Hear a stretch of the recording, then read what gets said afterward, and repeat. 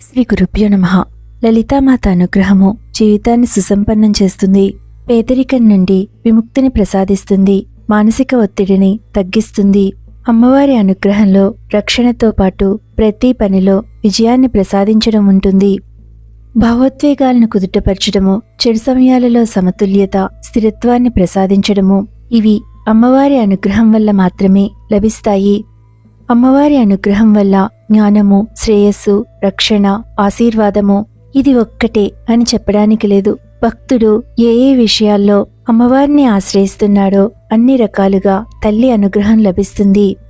చైత్ర నవరాత్రులు అమ్మవారిని ఆశ్రయిస్తే అమ్మ అనుగ్రహము అతి శీఘ్రంగా లభించే కాలము. అలా అమ్మను ఆశ్రయించడానికి అత్యంత శక్తివంతమైన శ్లోకమును ఇప్పుడు తెలుసుకోండి. ఈ శ్లోకాన్ని నిత్యము పారాయణ చేసుకోవడం వల్ల ఎంతటి దుష్టశక్తులైనా, ఎటువంటి ఆటంకాలైనా తొలగిపోతాయి. తల్లి తామసిక శక్తి, రాజసిక శక్తి, సాత్విక శక్తిని కలిపి 3 శ్లోకాలలో వర్ణించారు.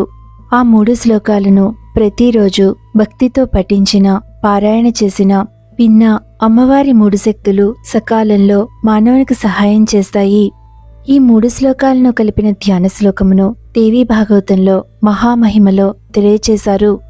సృష్టో యా సర్గరూప జగదవన విధౌ పాలనీయా చ రౌద్రీ సంహారే చాపయస్య జగదిదమఖిలం క్రీడనం యా పరాఖ్యా పశ్యంతి మధ్యమాతో తదను భగవతి వైఖరీ వర్ణరూపా సా అస్మద్వాచం ప్రసన్నా విధి హరిగిరిసరాదితాలంకరోతు.